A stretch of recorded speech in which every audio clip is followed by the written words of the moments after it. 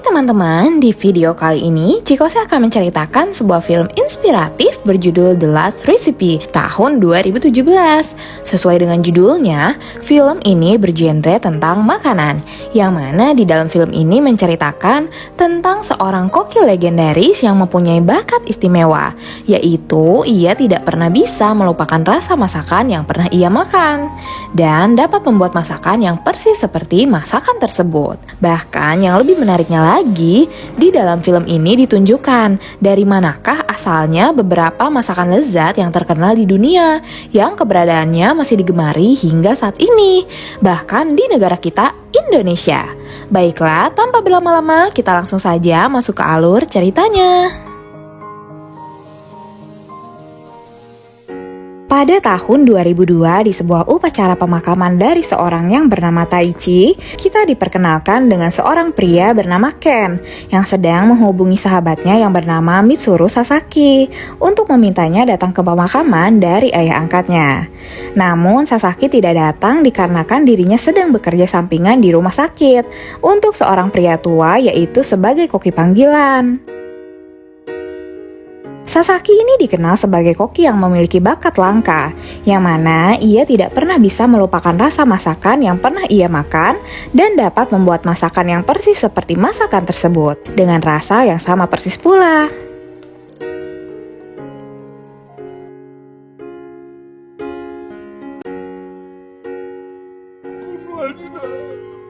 Tentunya dengan keahlian semacam itu, dia dibayar oleh pelanggan dengan sangat mahal, yaitu 1 juta yen untuk satu hidangan.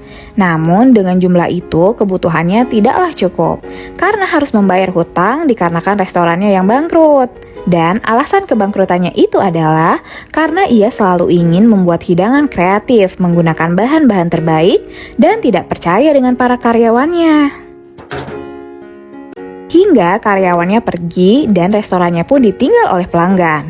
Bahkan kebangkrutan itu membuatnya berhutang besar, mencapai 100 juta yen. Itulah sebabnya dia menerima permintaan apapun selama itu dibayar. Tidak lama kemudian, Sasaki dihubungi oleh seseorang dari Beijing, Cina untuk diminta membuat hidangan terakhir dengan bayaran 3 juta yen. Tanpa berpikir panjang, Sasaki langsung berangkat untuk menemui kliennya yang bernama Seimei Yo, seorang koki legendaris di Wisma Negara. Dan setelah bertemu, ternyata Yoh mengetahui tentang Sasaki, baik masakannya maupun kebangkrutannya dari restoran. Di sana, Yoh bukanlah meminta Sasaki untuk memasak, melainkan mencari sebuah resep legendaris yang hilang, yang dibuat atas perintah Angkatan Darat Jepang untuk pesta kekaisaran Manchurian. Resep itu bernama Pesta Kekaisaran Jepang yang Hebat, yang mana resep itu adalah hidangan khusus yang sampai saat ini belum pernah tertandingi. Yoh juga mengetahui bahwa resep itu telah ditulis ulang oleh pembuatnya, yaitu Naotaro Yamagata. Dan karena Yoh menginginkan hidangan itu untuk hidangan terakhirnya, maka dia menyuruh Sasaki untuk mencarinya, tentu dengan bayaran yang besar berupa uang muka 3 juta yen. Dan setelah resepnya ditemukan, Sasaki akan diberi 50 juta yen. Untuk titik awal pencarian, Sasaki diharuskan mengunjungi divisi Daizen untuk menemukan informasi terkait Naotaro Yamagata yang merupakan koki dari kaisar, serta mengikuti juga kisah hidupnya. Maka Sasaki akan menemukan resepnya. Setelah itu, Sasaki menemui sahabatnya dan menceritakan tentang hal tersebut. Itu karena dirinya merasa curiga bahwa misi pencarian ini seperti telah diatur. Namun mengingat hutang yang sangat besar, Sasaki mau tidak mau harus menerima tugas tersebut. Ken lalu menanyakan alasan dia tidak datang ke pemakaman ayah angkatnya. Padahal semenjak kecil dia dirawat seperti anaknya sendiri. Itu semua karena sikap ayah angkatnya yang selalu keras melarang Sasaki untuk menjadi seorang koki, yang membuatnya benci dan kabur hingga tidak pernah mau kembali. Singkat cerita, sampailah Sasaki di divisi Daizen. Namun, karena Yamagata telah lama pensiun, tidak banyak informasi tentang dirinya. Dan Sasaki disarankan untuk menemui salah satu orang terdekatnya saat itu yang bernama Kintaro. Namun, Kintaro ternyata telah meninggal yang akhirnya Sasaki berbicara dengan Nyonya Sasumi, istri dari Kintaro. Sasumi ternyata mengenal Yamagata karena suaminya dulu sempat bekerja bersama Yamagata di Kekaisaran. Dan sejak saat itulah Kintaro mengagumi Yamagata hingga membuat kedai menggunakan resep hidangan Yamagata, yaitu daging babi rebus. Dan setelah Sasaki mencicipinya, dia menjadi penasaran akan sosok dari Yamagata. Selanjutnya, dari informasi yang telah ia dapatkan, menuntunnya ke sebuah rumah di pedesaan dan bertemu dengan seseorang bernama Sataro Kamata. Di sana, Sasaki langsung mengungkapkan tujuannya, yang ternyata Kamata telah mengetahuinya dari Nyonya Sasumi dan langsung mengatakan bahwa resep tersebut tidak ada padanya dan dia hanya mengetahui bagaimana resep itu dibuat. Kamata dan Yamagata dulunya merupakan karyawan dari divisi Daizen yang diperintahkan oleh atasan untuk pergi ke Manchuria. Saat itu, pada tahun 1933, sekitar 70 tahun yang lalu, Kamata, Yamagata, serta Nyonya Shizu, istri dari Yamagata, diperintahkan untuk pergi ke Manchuria, sebuah negara baru untuk menyelesaikan misi rahasia. Mereka diperintahkan oleh Jenderal Angkatan Darat Taizo Miyake untuk membuat suatu hidangan khusus sebanyak 112 hidangan, bernama Pesta Kekaisaran Jepang yang Hebat, bertujuan untuk disajikan kepada kaisar ketika kunjungan ke Manchuria.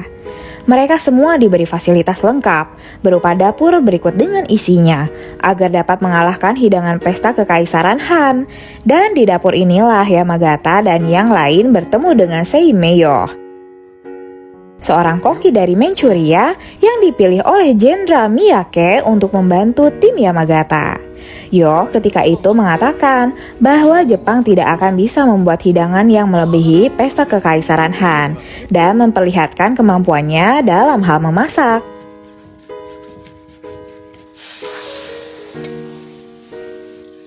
Bahkan dia memasukkan bumbu rahasia ke dalam masakannya yang bahan-bahannya tidak diketahui oleh siapapun.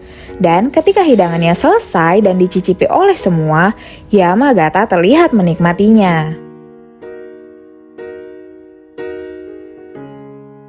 Dan langsung menyemangati Yo agar dapat membuat hidangan yang melebihi pesta kekaisaran Han. Setelah itu, Yamagata tiba-tiba mulai memasak dengan disaksikan oleh mereka semua.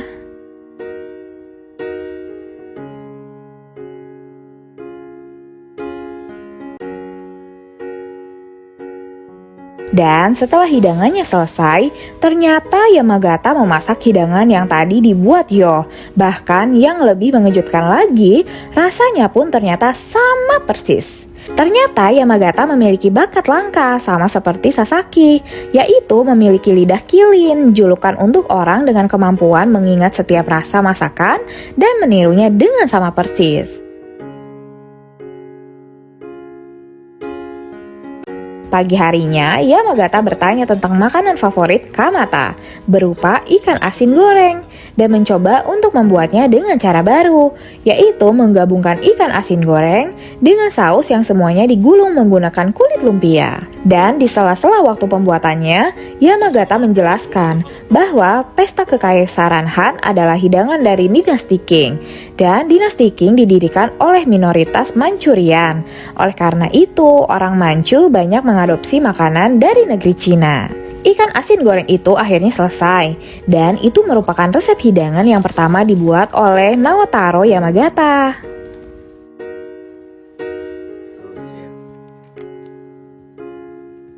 Pada suatu hari, Yamagata dan yang lainnya berjalan-jalan di sekitar kota sambil mencari inspirasi untuk membuat resep yang lainnya. Dan Yamagata mencurahkan impiannya agar bisa menyatukan semua ras lewat rasa. Impian besar itu timbul karena mereka semua hidup di tahun yang penuh dengan perang. Namun, di balik ambisi mulianya itu, ternyata Yamagata mempunyai beberapa kekurangan, yaitu arogan, perfeksionis, dan sering mengabaikan istrinya yang kini sedang mengandung anaknya.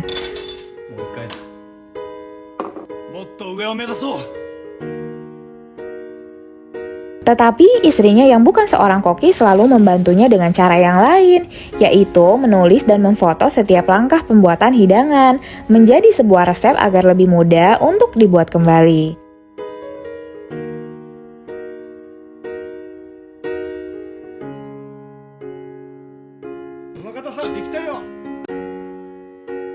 Hari demi hari mereka lalui dengan memasak dan membuat resep hidangan, hingga satu demi satu hidangan berhasil diselesaikan.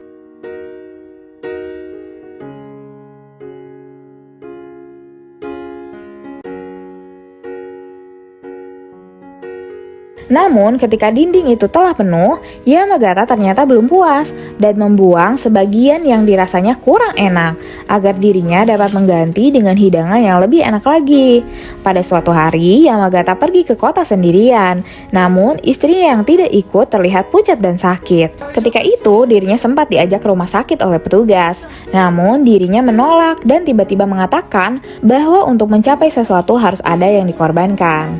Malam harinya, Yamagata terlihat stres memikirkan tentang hidangan terakhir. Bahkan Yamagata sempat membentak istrinya yang menganjurkan untuk beristirahat. Namun dengan lembut istrinya berkata, walaupun mempunyai impian untuk menyatukan semua ras lewat rasa, Yamagata justru tidak berusaha percaya kepada Yoh dan Kamata yang selalu berada di sampingnya. Ditambah lagi, siapapun yang hanya percaya kepada dirinya sendiri tak akan bisa membuat hidangan yang akan diterima semua orang di dunia.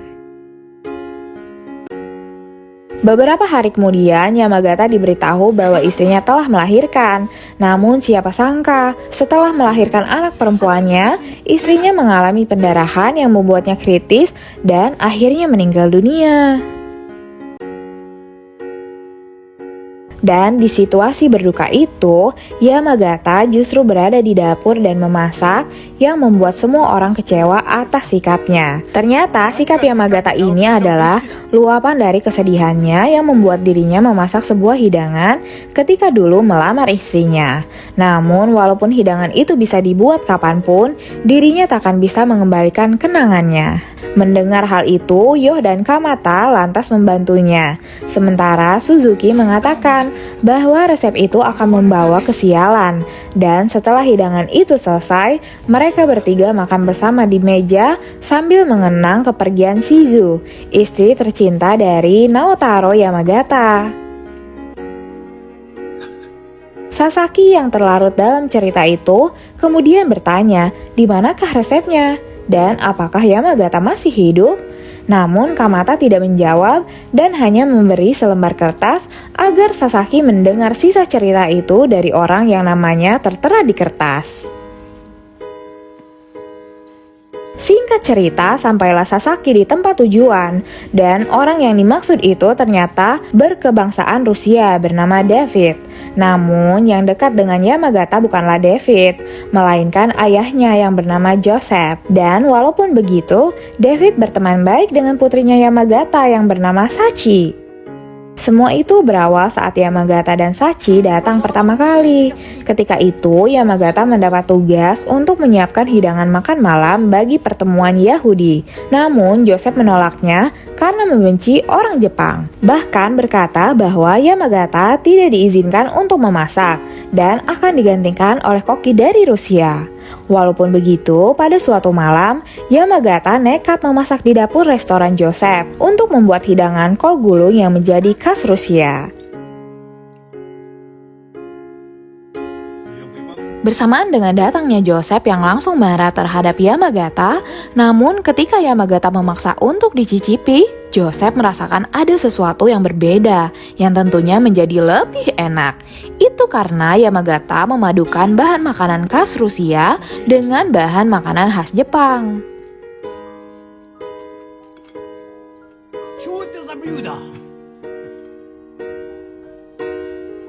Sejak saat itu, nama Yamagata semakin terkenal dan sejak penjamuan itu, Joseph dan Yamagata menjadi lebih dekat.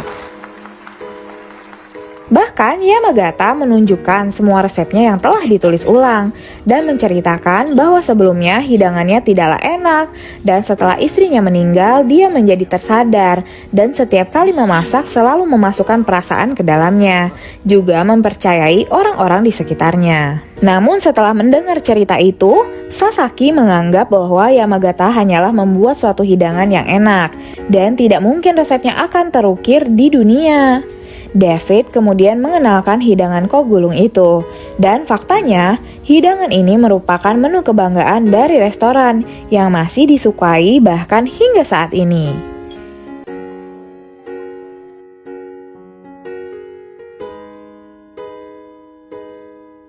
Kini Yamagata dan Joseph menjadi teman baik. Berikut kedua anak mereka.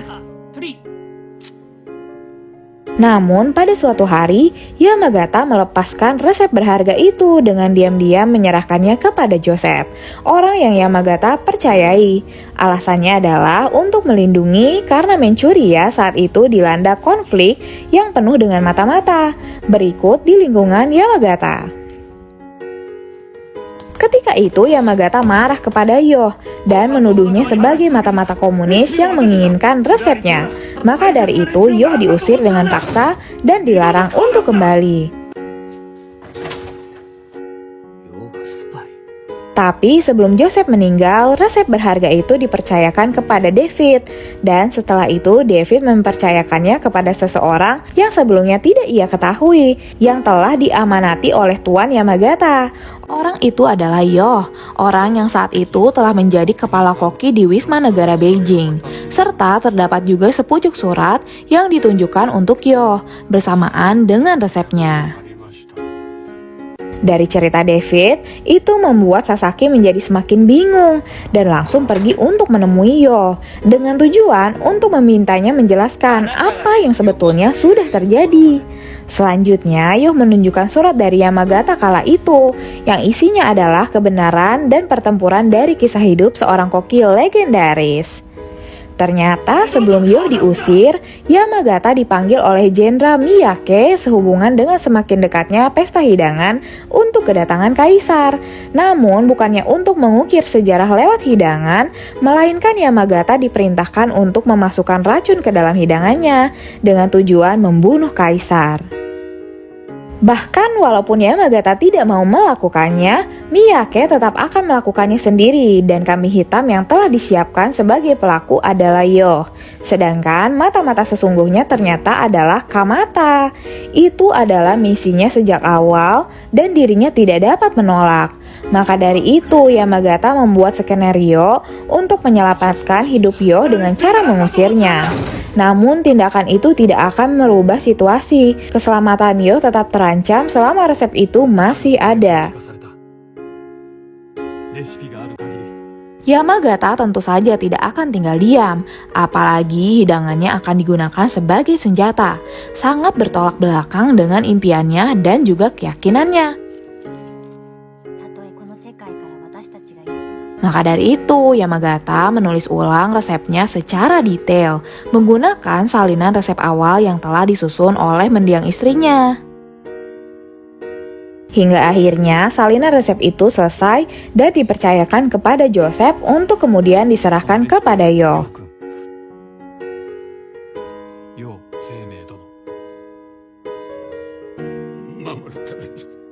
Sementara Sachi, putrinya, dipercayakan kepada Tuan Suzuki.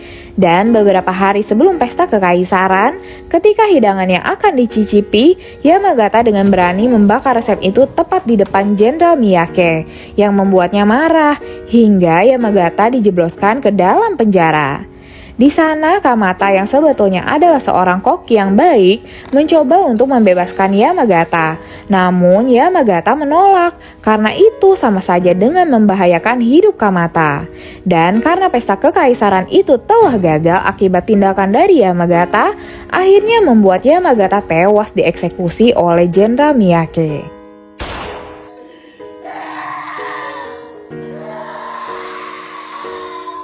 Sebulan kemudian, Perang Jepang pun dimulai, dan di masa itu menjadi era kekacauan, bahkan Jenderal Miyake memutuskan untuk bunuh diri. Kemudian setelah perang selesai, Yoh menjadi kepala koki di Senkaku dengan membuat hidangan untuk Perdana Menteri Jepang, Kakuei Tanaka, hingga pada tahun 1972. Yoh datang menemui Kamata untuk bersama-sama mengunjungi Sachi yang telah dewasa, yang kini telah mempunyai seorang putra yang ditinggalkan oleh suaminya karena sakit. Mereka berdua menjelaskan semuanya tentang kematian Naotaro Yamagata. Berikut perasaan sayangnya kepada putrinya yang telah dituangkan ke dalam resep. Lembar demi lembar Sachi mengenang kembali kebersamaan dengan ayahnya dan kemudian memutuskan untuk membuat sebuah restoran menggunakan resep itu. Tentunya dengan dibantu oleh ayah angkatnya Suzuki, Yoh dan juga Kamata.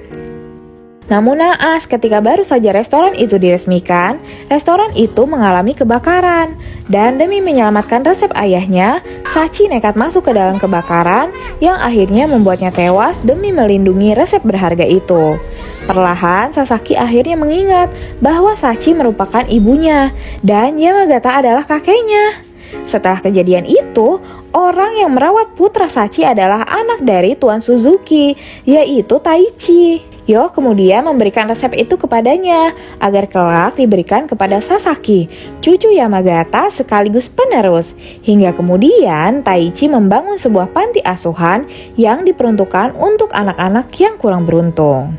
Sasaki ketika itu bertanya kepada Yoh, mengapa dia menyuruhnya untuk mencari resepnya. Namun ternyata bukan Yoh yang telah memintanya, melainkan Ken, sahabat dekat Sasaki. Itu semua karena Ken marah ketika Sasaki tidak mau datang ke pemakaman dan khawatir jika keadaannya dibiarkan terus seperti ini, hidup Sasaki akan menjadi sulit di masa depan. Maka dari itu, semuanya membuat skenario agar mendorong Sasaki untuk menemukan arti perjuangan lewat sebuah resep. Sasaki akhirnya kembali ke panti asuhan dan di sana dia membaca sebuah surat yang ditulis oleh Taichi yang isinya adalah setelah kepergian ibunya, Sasaki selalu menutup diri dan alasan Taichi melarangnya untuk menjadi koki adalah agar tidak bernasib sama dengan semua keluarganya seperti perkataan ayahnya tentang resep itu. Bahkan sebetulnya Taichi ingin memberikan resep itu langsung kepada Sasaki karena menurutnya sekarang Sasaki pasti membutuhkannya. Namun ternyata takdir berkata lain karena ketika akan memberikan resep itu, Taichi meninggal dunia karena serangan jantung.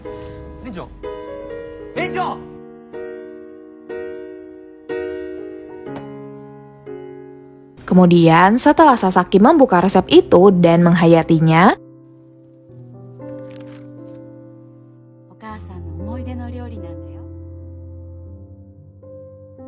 perlahan dirinya mulai menunjukkan perubahan, menjadi mengerti apa itu perjuangan, dan memulai kembali membangun restorannya.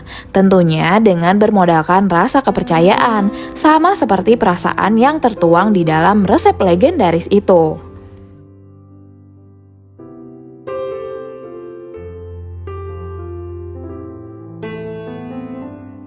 Bagaimana teman-teman, seru juga kan filmnya? Semoga dari cerita film ini dapat menginspirasi kalian yang senang dalam memasak. Terima kasih sudah menonton video ini sampai selesai. Dan sampai jumpa kembali di video selanjutnya.